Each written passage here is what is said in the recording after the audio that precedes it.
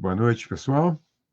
Estamos começando o nosso programa de hoje, nosso segundo programa, Literatura em Casa. Não é bem em casa, porque eu estou aqui no calor de Porto Alegre, e o Pedro está aí, suponho que no calor em Buenos Aires. Não, Buenos Aires faz uma semana e agora tem mais outra ainda, que a temperatura média tem sido 35 graus, está insuportável. E é uma bolha de calor, é mais né? quente que Porto Alegre, às vezes, né? Às vezes pode ser, sim. É a vantagem que tem menos umidade, né? Não muito menos, mas tem menos. Mas ainda assim é bastante desagradável. A cidade fica vazia, né? Bom, em Porto Alegre também, né? Também, tem a impressão que a gente tem aqui é que está em janeiro em Porto Alegre, não tem ninguém nas ruas, né? E os argentinos estão todos aqui no Brasil, né? No litoral de Também Santa tem isso. Catarina para cima, né? Exato, foram em massa, né? Todos os meus conhecidos aqui já estavam animados, né? Com a moeda fortalecida e com as fantasias que eles têm do Brasil, que vão entrar no mar e que vai vir um garçom servir caipirinha para eles mar adentro. É um povo louco. O argentino eles vivem num mundo onde a realidade se confunde com a irrealidade, né? Exato. Não é à toa que a literatura fantástica é tão forte aí, porque eles vivem numa espécie de mundo fantástico, né? Claro, e vive num mundo, pai, muito curioso, que é o mundo das derrotas que se convertem em vitórias na fantasia, que é o caso das Malvinas.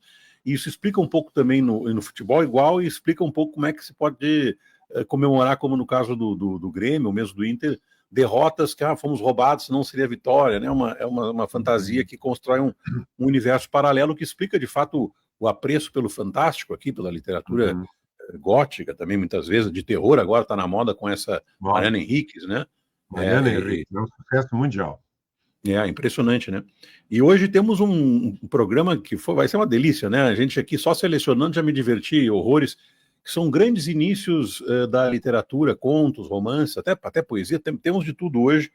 E vamos tentar ver, né, pai, o que faz com que um começo... Acho que essa pode ser a pergunta e também para os nossos ouvintes provocá-los com isso. O que faz um começo de um livro ser um começo que nos conduz a não largar mais, ou ao menos levar para casa numa livraria? Porque eu não sei se tem esse hábito, pai, acho que sim, de quando sai um lançamento ali naquelas gôndolas, olhar o começo e ver se vale a pena ou não, e às vezes a gente começa a ler, quando vê está lendo 3, 4 páginas, e é obrigado a levar o livro.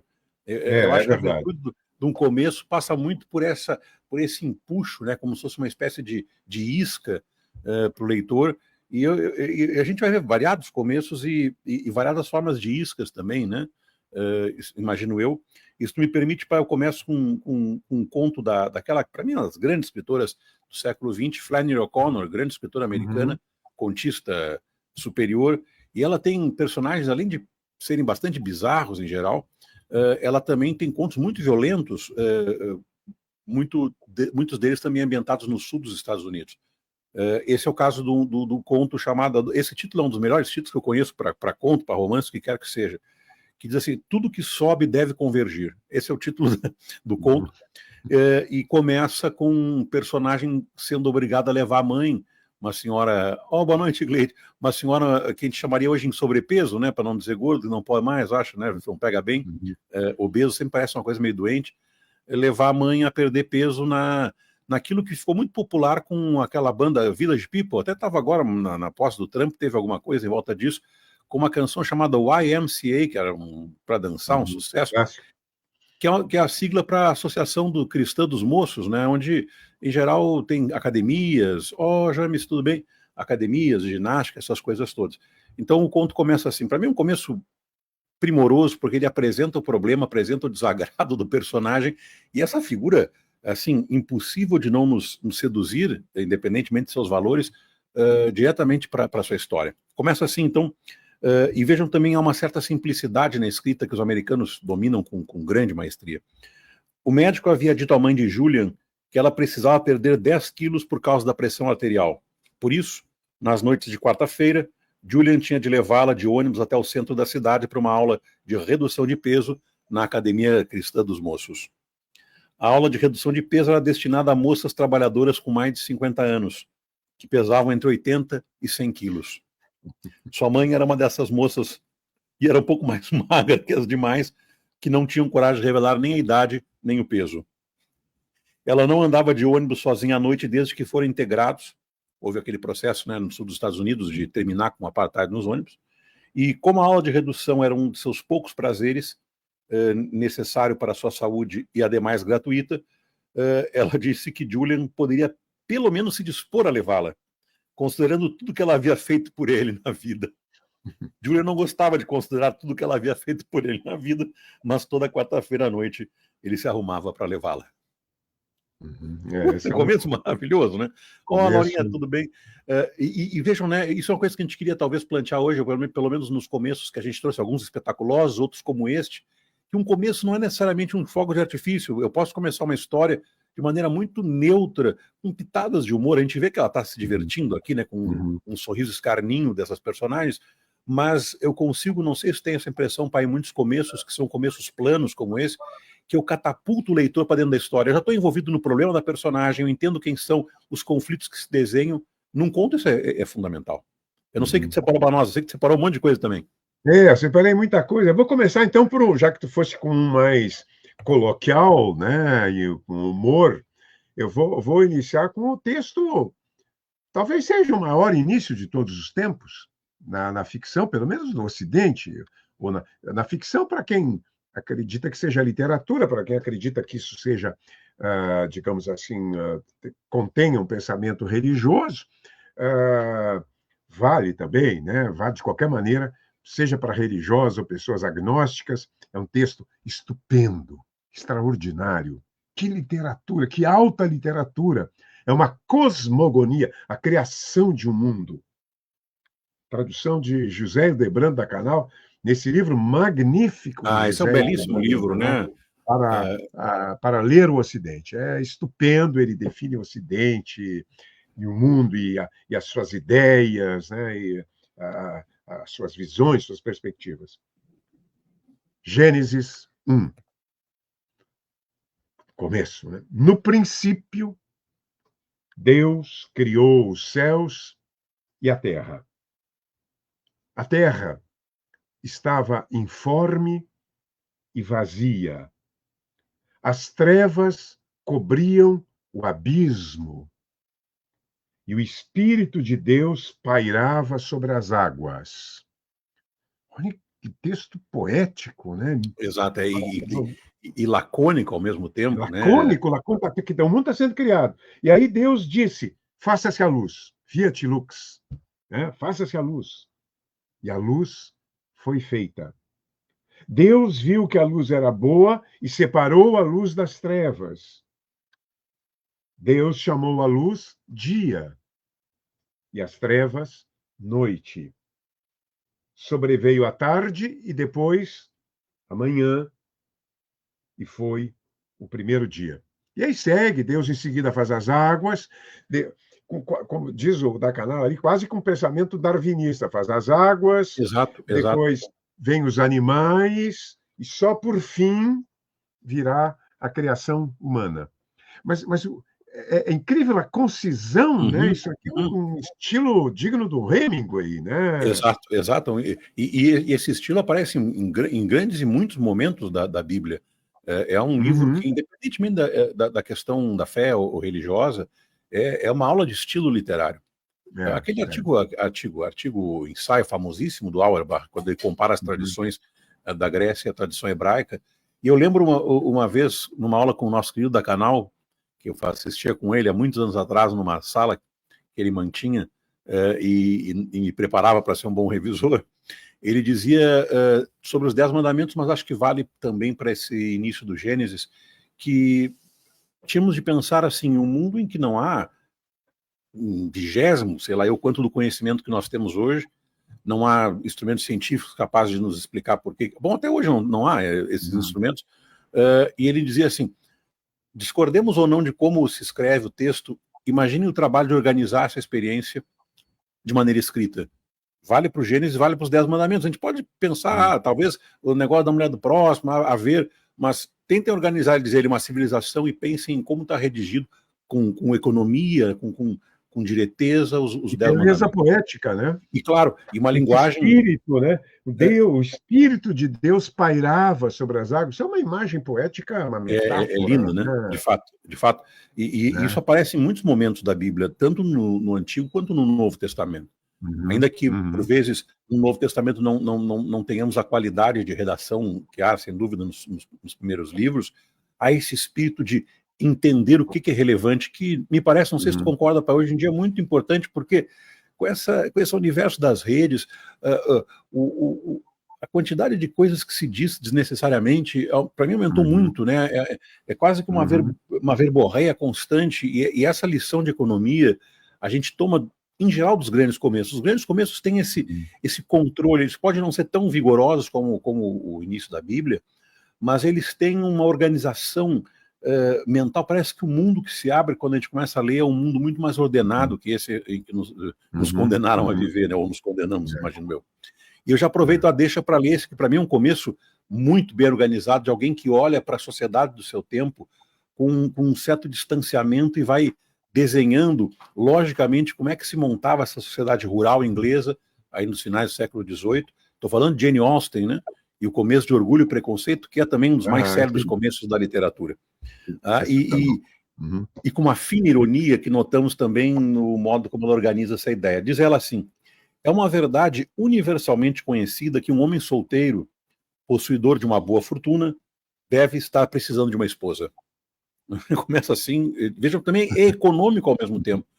E segue ela: por poucos que os sentimentos ou as opiniões de tal homem sejam conhecidos, ao se fixar numa nova localidade, essa verdade, antes dita ali, né, se encontra de tal modo impressa nos espíritos das famílias vizinhas, que o rapaz é desde logo considerado a propriedade legítima de uma de suas filhas. E assim ela começa, evidentemente, um romance que trata desses conflitos, tanto de corte, né, do jovem e da jovem, quanto de casamentos arranjados pelas famílias. Mas reparem que o leitor entra em cena e já entende o que está acontecendo, porque há uma luz aqui, né, que organiza a experiência. Tá? E não é um Uhum. começo muito fácil de fazer, né? A gente sempre pensa assim, poxa, uma narrativa, ela vai apresentar 3 começos mais consagrados. Eu começo apresentando uma personagem, qualquer que seja ela, protagonista em geral. Tá? Eu começo apresentando o lugar onde a história vai se desdobrar. Ou eu ainda tenho a opção de fazer um começo por pura aventura, ou seja, por um evento, por uma narrativa, alguma coisa está acontecendo. Esse começo por tese, ele é mais raro, em que o autor entra com alguma ideia que é superior, digamos, à história que vai contar, ao menos nesse começo. No entanto, muitos inícios célebres têm essa característica de tese. É o caso daquele início, não sei se separaste aí do Ana Karenina, do Tolstói, né? Ali a gente tem também Esse um tem começo por tese, né? uma sentença, né, É uma sobre a espécie vida, né? de vaticínio, né? Uhum. Que todo mundo, acho que os leitores, aqui os nossos ouvintes devem ter, espectadores devem ter passado por esse começo, né? Ou porque leram, ou porque nunca esqueceram, ou porque é recolhido em muitas coletâneas de frases, né? Porque é uma Uhum. percepção também, ao mesmo tempo, podemos discordar ou não, esse não é o ponto central, mas ela é uma consideração incisiva, né? As famílias Uhum. felizes são felizes sempre do mesmo É. jeito, né? Não são matéria da literatura, quase que Uhum. dizendo isso, Uhum. né? Isso, não interessa. A felicidade, ela é assunto menor, né? É. É, Não há em um geral, romance sobre a felicidade que comece com a felicidade e termine, seria insuportavelmente é, tedioso, né? Não exato. suportaria. E os nossos ouvintes podem considerar isso, pensando, acho isso uma coisa muito inteligente, porque se eu penso nos romances, eu me dou conta que mesmo aqueles que são comédia, na verdade a comédia é uma maneira de poder rir também do sofrimento e da desgraça. A Isso, gente né? se diverte, mas as personagens quase sempre são ridículas, estão destruídas pela Uhum. experiência, como todos nós, né? E isso, para mim, é uma virtude de um grande começo. Uhum. Fazer Uhum. com que nós entendamos que essa história, de alguma maneira, vai nos salvar da nossa própria sensaboria, de nossa própria, digamos assim, do nosso próprio tédio. O leitor Uhum. é um voraz, né, um devorador de histórias que geralmente não lhe ocorrem, ou se ocorre de maneira distinta, ou que dá quase no mesmo. Uhum. Eu não sei o que tem Uhum. separado para a gente seguir aí com esses Eu começos. ainda diria que do Tolstói, né, de certa forma, também, quando ele disse que as infelizes é que são, cada qual a sua maneira, né? Primeiro ele dá, isso é a essência, pelo menos na narrativa, né? Uhum, uhum. Talvez na poesia é possível, digamos assim, um poema de puro êxtase, de pura celebração da vida, da alegria, né? Enfim, da amizade, sei lá, do amor. Na literatura, na ficção, não. A ficção exige conflito dramático, ele precisa dessa intensidade. Né? Então, as famílias felizes, são, né, talvez nem existam, as infelizes, né, e todos nós temos infelicidades na nossa vida familiar, na nossa história, né? As famílias infelizes é que são cada qual à sua maneira. Claro, eu tenho um texto aqui que na verdade, foge um pouquinho, porque não é bem ficção, é um tratado, e eu queria dedicar eu já fiz uma vez uma dedicatória a um conhecido professor, nós não vamos dar o nome do professor. Não revelaremos. Não, ele trabalha numa universidade fora do Rio Grande do Sul e tinha grande dificuldade em ter, digamos assim, especialmente bem jovem, estabelecer vínculos com moças, porque ele era, digamos assim, um sujeito muito aborrecido. Ele submetia as pobres namoradas, nas noites de sábado, a assistir primeiro um filme do Bergman e depois Apocalipse Now. Isso é verdade, né? Quer dizer, não há quem se importe um Bergman e Apocalipse Now, né? E às vezes ele me confessou, viu, pai, que fazia um debate posterior ao filme, que era assim, que ela fazia uma espécie de ficha. Criatura ainda tinha ficha de leitura do filme. Teórico. Tinha que saber o nome dos personagens, quais eram seus conflitos existenciais.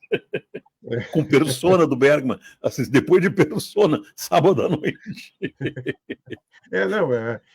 Realmente. E aqui, o começo do Ovídio, eu até queria que depois tu desse o toquezinho do Ovídio, porque a tua tese foi um romance que depois, por alguma razão que eu não sei, uma novela que tu não publicaste, acho que quisesse... Tentaremos um dia, né? Ela não está pronta ainda. Me permite um parêntese que eu acho que é importante nesse momento. Tem uma história que eu acho que, se salvo engano, é o Pilha que recupera um daqueles teses sobre o conto, de um desenhista, pintor chinês que ficou de fazer um caranguejo para o imperador, a pedido do imperador, e não entregou nunca o tal do caranguejo, né? E aí o imperador, com uma paciência infinita, como acontece nessas fábulas, porque na vida real já tinha mandado cortar a cabeça do desgraçado, espera, e nada do tal caranguejo. Aí o pintor está no leito de morte e o imperador cumprimenta pelos serviços prestados ao império e lamenta que ele não tenha entregado o desenho do caranguejo. Aí ele pega e faz uns rabiscos assim e desenha, segundo a fábula, o caranguejo mais perfeito que já se viu. E o imperador então pergunta, mas se era tão simples fazer o caranguejo, por que não fez antes, né? E ele diz, que antes não estava pronto. Então, estou um pouco nesse problema aí, da tal do muitos escritores, né, têm esse problema e muitas vezes não querem que seus livros sejam publicados. Claro, né? Claro. E aí ainda mais quando tem falhas, né? Ou ao menos eu considero, e aí a gente fica às depois... vezes não tem falhas, mas eles não querem, né? O caso do Kafka, o caso aqui no Brasil do Graciliano Ramos, que queria queimar, claro, muitos escritores, né? Que queria queimar, né? Livro primeiro da Arte de Amar, do Ovídio, para o nosso amado professor, né, que agora acho que já mudou um pouco suas táticas. Imaginamos que sim. Imaginamos que sim. Se houver algum homem comum a quem a arte do amor seja desconhecida, que ele leia este poema e que, conhecendo a arte da sedução, através de sua leitura, ame. E aí ele tinha histórias maravilhosas, era normalmente chutado pelas namoradas, né? Era corrido, né? Terminava corrido. A gente até mandou, tinha um capítulo aqui, porque é um livro também cínico, né? O Ovídio aqui é um pouco cínico. Claro. É um livro licencioso, vamos dizer assim, né? Licencioso. E na verdade, depois, anos depois, quando não sabe ao certo o que, mas supõe-se que na campanha de restauração da moral que o Augusto empreende em Roma, o Ovídio é condenado ao exílio por causa desse livro. Foi um livro muito popular, com dicas assim bastante, vamos dizer assim, mesmo para Roma, licenciosas. E não adiantou, eu acho, né? Eu acho que não foi suficiente para esse nosso amigo professor, porque de fato continua, né, enfrentando sempre problemas, mas não falaremos seu nome para poupá-lo. Perfeitamente. Uma humilhação maior. Ele tem uma passagem maravilhosa, quando o cara foi surpreendido, não consegui nada, ou foi surpreendido num delito, né, que chore. Nenhuma mulher, segundo ele, resiste às lágrimas de homem. Se você não conseguir chorar, ele manda colocar aí lavar o rosto, deixar o rosto molhado, né? Tem primores ele cínicos tem aqui, né? dicas muito curiosas, e dicas de higiene, inclusive, também, né? Para quem tem, por exemplo, cheiro do suor muito forte. É um guia, é uma espécie de autoajuda avante do tempo. E como é que se deve portar em arenas, né? Em espetáculos, como fazer para ser notado. Bueno, e muitas outras dicas que aqui não daremos, mas é um delicioso compêndio, né? De como também funcionava a vida amorosa nos tempos do Augusto. Eu separei aqui para um começo de um livro, uma pequena novela que eu sei que também tu ama de paixão como eu, uma novela que está há muito tempo, acho, fora de circulação, ou se editaram, talvez não tenha uma editora com uma boa distribuição, porque a gente não vê em livrarias, que é a novela do Nathanael West, Miss Corações Solitários. Isso é uma beleza. Uma beleza. E aqui ele faz uma forma de começo que eu gosto demais, é um começo em que eu tenho alguém falando alguma coisa ou escrevendo alguma coisa que pareça com um pedido. Tem um começo de um dos contos do Juan Rulfo, do Chão em Chamas, que tem, para mim, um desses começos urgentes, assim, que ele entra com um diálogo, o sujeito dizendo, o conto chama-se Diga-lhes que não me matem, né? E o conto começa assim. Esse conto é obra-prima universal. Obra-prima, né? E o conto começa com uma fala, né? Que é assim, diga-lhes que não me matem, Justino, anda, vá dizer isso a eles. E essa urgência, ainda mais o leitor porque também tem isso, né? Aqui o James está falando fofocas na sexta-noite, claro, é isso, James, esse é o espírito.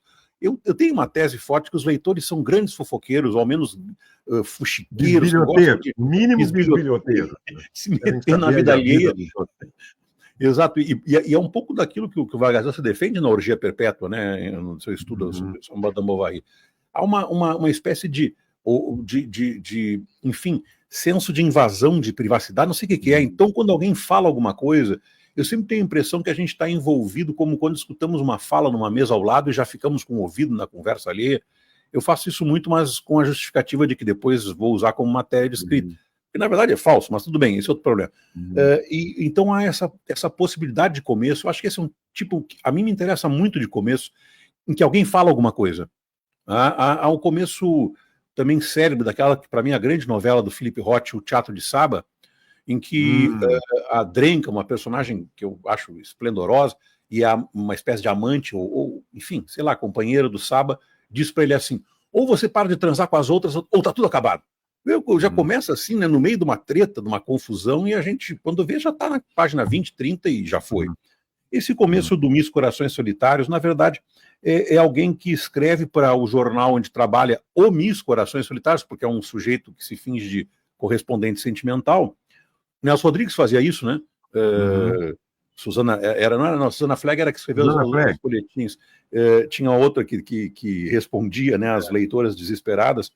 E aí, então, aqui, esse livro, novela, né, começa com agora, achei, estava tentando abrir. Começa com esse pedido desesperado de uma leitora. Miss Corações Solitários, me ajude, me ajude. Assim começa a novela. E aí, então, entra o narrador, né, dizendo que o Miss Corações Solitários, isso é ótimo, porque ele vai ser chamado assim o livro, a novela toda, né? O Miss Corações Solitários, do jornal Dispatch de Nova York. E aí ele coloca um parênteses. Você tem um problema? Precisa de um conselho amoroso? Escreva para Miss Corações Solitários que ela o ajudará. Essa multiplicidade também, essa polifonia que um romance pode promover, né, ou mesmo um conto, também vai parece que a gente vai se envolvendo nesse começo, né?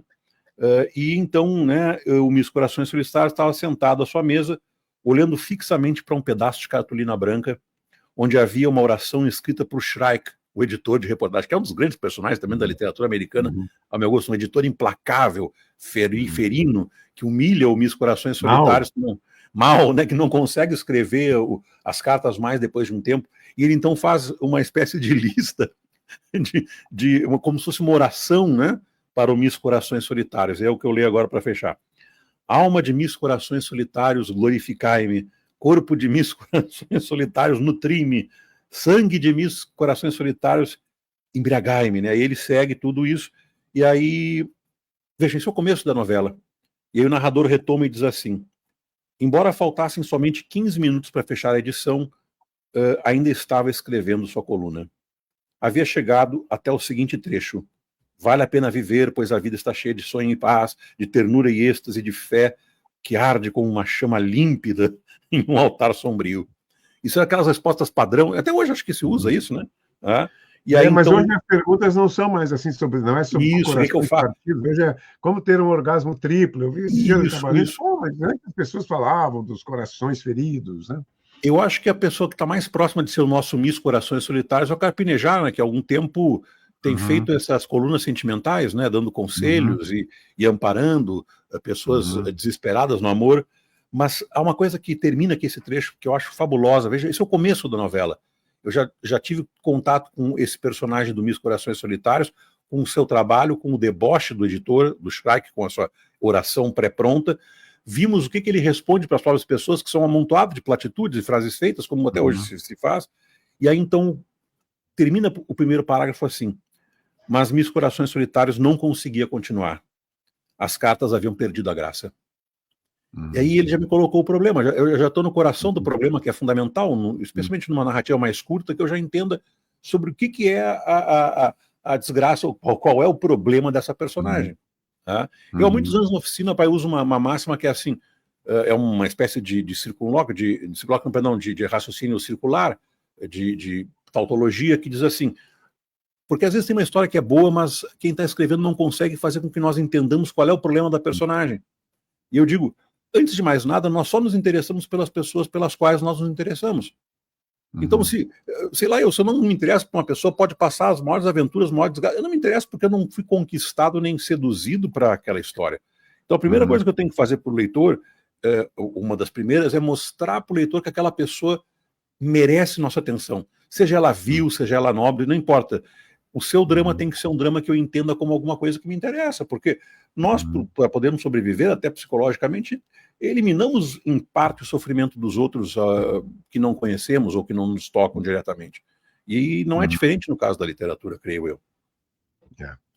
Eu vou, já que estamos falando de grandes escritores, nós não combinamos, né? Está um pouco, não combinamos. Um pouco desordenado aí a nossa conversa, né? Porque é uma conversa mesmo de botequim. Tu tá claro, como se a gente tivesse... Eu esqueci de beber algo. Eu estou tomando uma coquinha zero aqui, né? Porque Coca zero. Mas tem Coca zero em garrafinha ou em lata aí? Aqui tem garrafinha, aquela é melhor, né? No vidro fica com a única sabor, que tem um gosto de Coca-Cola, o resto é um xaropão bravo. Eu vou pegar um conto que todo mundo conhece. O Carpo chegou a dizer que era o melhor conto já escrito no Brasil. É um conto do nosso Machado de Assis, nesse livro aqui que organizamos, né, que eu organizei, Contos Definitivos de Machado de Assis. Missa do Galo. O início, acho que vocês conhecem o conto, o início é a prova do domínio exuberante, esplendoroso que Machado tem da técnica, né, de criar uma expectativa e depois, como veremos, não equacioná-la. Começa com alguém escrevendo em primeira pessoa, nunca pude entender a conversação que tive com uma senhora há muitos anos. Contava eu 17 anos, aliás, 17, ela 30. Quer dizer, criou uma situação de um rapaz de 17, uma mulher de 30, depois saberemos, ela é casada. Era noite de Natal. Havendo ajustado com o vizinho irmos à missa do Galo, preferi não dormir. Combinei que eu iria acordá-lo à meia-noite. O que importa aqui, no entanto, é isso. Nunca pude entender a conversação. Como você sabe, entra depois a senhora casada, e há na sala, cria-se na sala durante, sei lá, uma hora, uma atmosfera extremamente movediça, extremamente hesitante entre, digamos assim, uma conversa de amigos e permeada por erotismo que nós não conseguimos perceber se é de toda a cena, se é dele e da mulher, ou só está no olhar dele. Essa fascinante ambiguidade do conto, né? E vai indo, e nós... Bom, agora ele vai entender a conversação.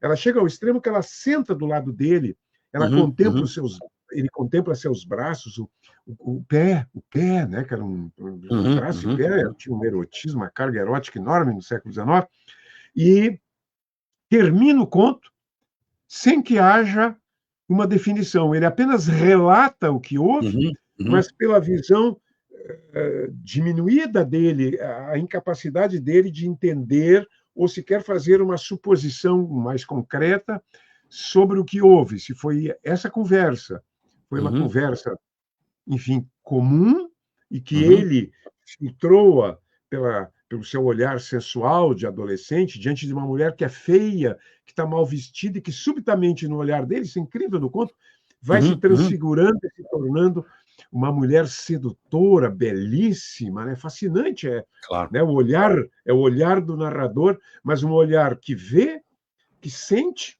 em certo sentido, mas que não consegue compreender toda a extensão do que ocorreu e fica para o leitor, naturalmente, decidir, né? É um início esplendoroso também, né?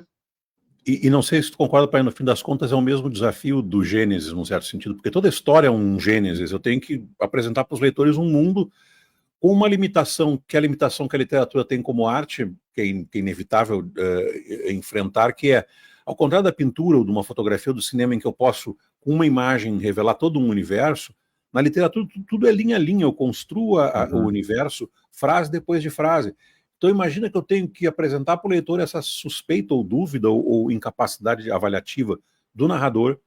Logo eu tenho que mostrar um ambiente, era Natal. Olha, é como se eu fosse pintando linha a linha, e os grandes mestres fazem isso, né? Depois de 10, 15 linhas eu tenho aquilo que uma tela ou uma fotografia podem fazer de maneira mais imediata, mas com menos efeito psicológico, porque a literatura ela depende que o leitor trabalhe nessa construção. Tá? Eu separei aqui, pai, eu sei que estamos já chegando, eu queria que tu lesse depois, porque esse começo eu tenho que ler, porque a tua voz funciona para dar gravidade do começo, que é o começo do Aleph do Borges, um dos grandes começos, né? Pior que eu não botei aqui, tu vai ter que ler, porque, olha, aqui eu estou com uma pilha enorme e já tive o primeiro sinal da censora, estamos no nosso tempo. E antes disso, Pedro, desculpe, eu queria saudar, desculpe aqui, eu vou esquecer nomes, a Graça Craide. Muita gente que está entrando, né? Letícia, muita gente entrando, a Graça Craide, muita gente.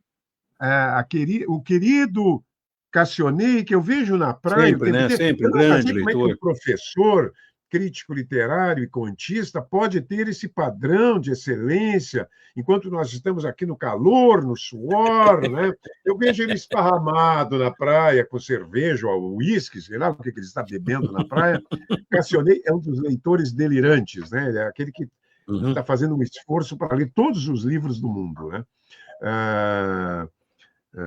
Ópera dos Mortos, né? Que ele fala, né? Um belo início realmente do Altran Dourado, que hoje está um pouco esquecido, mas é um belo autor. É um autor excelente, né? Que não tem o devido... Então, no Brasil passa muito isso, né? Não ter o devido reconhecimento. Muito autor. Lê, então, ao início soberbo do Aleph. Eu não tenho ele aqui. E a gente já também pede desculpa para os nossos companheiros aqui, né, pai de programa, que N inícios antológicos não leremos, início do Estrangeiro, da Metamorfose. Bom, isso aqui daria para seguirmos, né, lendo inícios assim, acachapantes. Um pouquinho mais. Eu já falei, já olhei um olhar súplice para a censora, e ela fez assim... Concedeu mais 3 minutos. Né, fingindo que não está olhando o relógio. Eu tenho aqui, olha aqui, ó, isso aqui tudo dá para ver, são mais ou menos uns 25 livros de começo, né? Para a gente está entrando aqui, desculpe celular aqui que não está. Né? Acho que parou. É tu que lê agora. Lê o início do Aleph. Então vamos. Extraordinário esse início. Então vamos. Tá? Olha, Lucas Zamberlan. Boa noite, Lucas Zamberlan. O Luquitas estava aqui em Buenos Aires, te mandou um abraço. Um querido professor da UFSM. Grande professor, grande leitor também, né? E professor. Bueno, então, Jorge Luiz Borges, o Aleph. A manhã candente de fevereiro em que Beatriz Viterbo morreu, depois de uma imperiosa agonia que não cedeu um só instante, nem ao sentimentalismo nem ao medo, notei que as placas de ferro da Praça Constitución haviam renovado não sei que anúncio de cigarros. O fato me doeu, pois compreendi que o incessante e vasto universo já se afastava dela e que essa mudança era a primeira de uma série infinita. Isso, Ah, isso é uma depois eu vou diamante, né? escrever, o cara fazer essa noção do tempo, da dor, da morte, do perda, do amor, através dos cartazes que estão ali, antigamente chamavam carteleiras, né? Dizia-se aqui no Brasil, são aqueles postos onde tem os locais para botar os cartazes, né? Nos cartazes ele vê, né, a transfiguração, esse fluir inexorável do tempo rumo ao vazio, né? Olha, isso em 5, 6 linhas, quantas linhas tem isso aí, né? Isso é assim, exatamente, né? Essa capacidade de erguer um universo, seja esse universo um universo exterior, né? Que também tem um pouco aqui, ouro, diz o Lucas, é ouro, né? Seja a capacidade, como tu bem apontaste no Machado, de erguer um universo interior também. Isso é coisa muito difícil, né? Quer dizer, a gente mal consegue entender a gente mesmo nas coisas diárias e até fundamentais da vida, e de repente está essa escritora, Clarice Lispector, por exemplo, né? Esse escritor que em 3, 4 linhas te faz compreender a personagem e, por extensão, a ti mesmo, né? Eu acho essa capacidade de sintetizar no início já da história, porque também tem uma coisa importante, né, para quem tem que considerar em relação a esses inícios. Normalmente, e até se diz isso como uma coisa, quase como um ditado, guarda-se o melhor para o final, né? E essas criaturas insanas, né? Assim, eu considero que há uma coisa no gênio que é a gratuidade, né? A franqueza com que entregam seus melhores tesouros, já nos craveja de brilhantes as 5 primeiras frases, e depois como é que mantém? A generosidade também, né? Generosidade, exatamente. Eu acho que essa é a palavra. Eu não sei se tu quer ler mais um começo aí para a gente fechar, quero, porque senão, vamos a censura vai nos pegar. Vamos pegar mais um. Esse aqui eu trouxe só do Garcia Marques 5 livros, que o Garcia Marques esse é outro grande campeão, né? O criador, às vezes até o início até chega a ser melhor que o resto do livro. Nem todos os livros deles são perfeitos. Exato. E tem inícios. Mas esse início aqui eu considero, para mim, o principal início, o mais forte início do romance latino-americano, daquela época dourada dos 60, 70, 80, né? Com Garcia Marques, Carlos Fuentes, Cortázar, Roa Bastos, né? Benedetti, porque eu vou ler em espanhol, está aqui em espanhol, senão eu vou parar aqui mas vou tentar ler, né? É fácil. Claro. O famoso início de Conversa na Catedral, que é sobre uma ditadura, um personagem que é um jornalista esmagado, como todo o Peru, esmagado pela ditadura de Manuel Odría. Desde a porta da Crônica, o jornal La Crônica, Santiago mira Tacna, Avenida Tacna, sem amor. Automóveis, eu estou traduzindo assim, edifícios desiguais e descoloridos, esqueletos de avisos luminosos flutuando na neblina, o meio-dia gris. Em que momento, vou falar em espanhol, para não se tirarem do ar, em que momento se havia rodido, que havia se fudido o Peru? Né? Isso é isso. Né? Parece que o ambiente que envolve essa personagem te fecha também, né? Como se estivesse sentado ali ou olhando para a rua junto, né? E aí depois é difícil. Uma coisa que eu às vezes me ressinto, não sei se tu tem também essa impressão, pai, em relação. Não estou falando da literatura brasileira, como um todo no nosso tempo. Às vezes parece que faz falta tu abrir um livro que já arranque assim, né? E que te faça querer levar o livro para casa, ou às vezes roubar na livraria. Quantas vezes a gente sentava numa poltrona na livraria e fica dando uma trechada ali, né? E levando de contrabando essas maravilhas desses inícios. Eu tenho uma última coisa para dizer, não vou ler mais nada, porque senão a nossa censora vai acabar com a festa. Temos que falar do próximo encontro ainda, né? Eu tenho que falar de um. Eu não posso deixar de falar. Não, isso. Porque claro. Esse aqui é o meu carro-chefe aqui, gaúcho, né? Claro, claro. Esse não é tão e depois tu fala do que... Pode ter a parte 2. Nós vamos ter que fazer, porque tem vários outros que eu nem peguei hoje aqui, nem chegamos a abrir aqui. Esse aqui é importante, ele é um começo, digamos, até certo ponto trivial. Era uma noite fria de lua cheia, as estrelas cintilavam sobre a cidade de Santa Fé, que de tão quieta e deserta parecia um cemitério abandonado. É um começo realista, sem Claro, muito brilho, sem né? lampejo, sem impacto, sem poesia. Só que o incrível desse início é que ele é o mesmo que fecha o romance, Claro, ele tem né? uns efeitos Num truque circulares narrativo que o torna circular, da né? arquitetura Isso do é romance, né? genial. Mas, de novo, acho que dando um fecho em como começamos hoje, vai ter parte 2 desses grandes inícios, sem dúvida, até parte 3 daqui a um pouco mais. Mas, fechando a ideia, né, pai, com que abrimos, notem que, ainda que não tenha brilho, talvez, no início, ele é um início preciso, econômico, é uma pincelada que te faz ver a cada frase uma coisa importante. É isso. E acho que se a gente pensasse nessas chaves, para escrever as nossas próprias coisas do dia a dia, pensando em como ir diretamente ao assunto, ou se não, já não sabe que o assunto é complexo, como no Machado, mas ajudar quem está lendo a entrar nessa comunicação de ideias. O que eu ia dizer antes, só para fechar da minha parte também, é que é uma grande poeta americana, mais crítica que poeta, chamada Mary Ruffalo, acho que não tem coisa em português, e ela tem um ensaio sobre inícios de poema, e ela diz, em geral, os inícios são muito melhores que os finais. O final tende a caminhar para uma certa acomodação, ou até, às vezes, uma trivialidade. E ela dizia que a coisa mais bonita dos começos é que, na nossa história, haverá muito mais começos que finais, né? Eu achei, para mim, ficou marcado isso que ela disse, né? Porque ela diz, a quantidade de textos que os escritores abandonam é muito maior do que concluem. E há qualquer coisa esperançosa no começo que ainda se alimenta daquilo que é pré-cognitivo, né? Como se, de alguma maneira, um mundo começasse a ser criado, depois o destino desse mundo, como diz aí o Vargas Llosa, ia se fuder de qualquer maneira. Há no começo uma energia que inspira a vida, né? Como no Gênesis. Então, essa ideia da Mary Ruffalo eu acho muito bonita, especialmente quando um poema ou um texto em prosa não vão para frente, o começo tem essa ambição, né? Me parece das mais belas coisas que a humanidade pode criar, né, num certo sentido, que é a ambição de oferecer alguma coisa que não está posta ainda, né? Sempre original em alguma medida.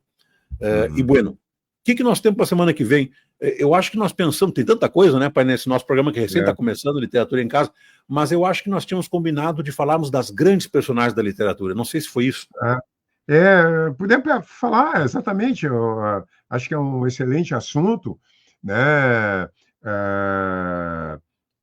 Porque é infinito também, né? Aí vai ter que ter 200 mil, porque todo grande livro tem grandes personagens. Exato, exato. Né? Mas a gente pode pensar assim, né? Depois podemos até especificar em outros encontros por literaturas, mas acho que a gente poderia pensar nas grandes personagens universais. Há algumas que se destacam, né, acima de outras. A gente pode pensar nessas grandes personagens da história da literatura de todos os tempos. E já convidar quem está conosco hoje e para seguir com a gente na próxima sexta-feira, nessa conversa da literatura em casa. Eu esqueci aqui da Vera, que entrou aqui, Nuri, abraço. Da Roberta, nossa querida Roberta. Estava ali também, a gente não consegue ver sempre, né? Gente, todas as vezes não vem, a gente está aqui conversando, não vê, e peço desculpas por não estar citando todos que aqui se manifestaram. Muito obrigado, e até os grandes personagens da história literária na próxima sexta-feira. Obrigado, gente, abração, abraço, pai, até mais. Até mais.